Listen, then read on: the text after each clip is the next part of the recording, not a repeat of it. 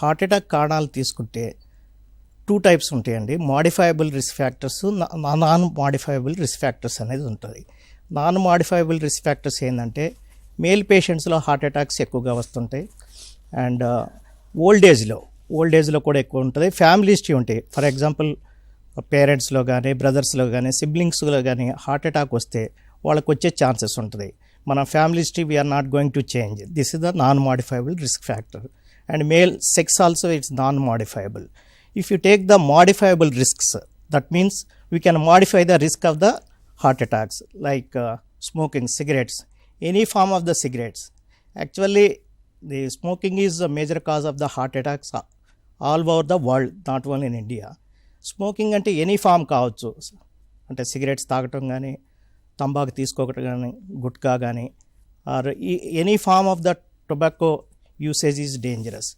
So even if you take the cigarettes, వాటి మీద కూడా కాషియస్ ఏముంటుంది. Cigarettes are injurious to health. It may cause the cancers, it may cause the heart attacks. If you compare with the alcohol and smoking is more dangerous compare to alcohol.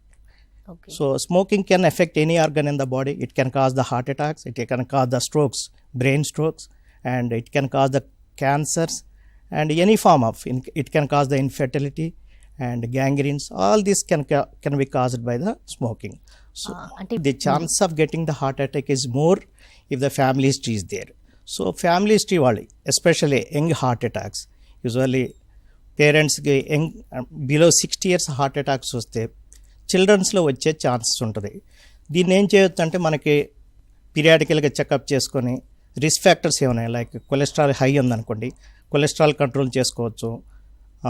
BP ఉంటే BP control చేసుకోవటం, sugar ఉంటే sugar control చేసుకోవటం, ఇవన్నీ optimal control చేసి then we have to follow the lifestyle modification, like daily exercises, stress తగ్గించుకొని ఇవి చేయించితే మనం we can reduce the incidence of the heart attacks in the siblings or who has the family history of heart attacks.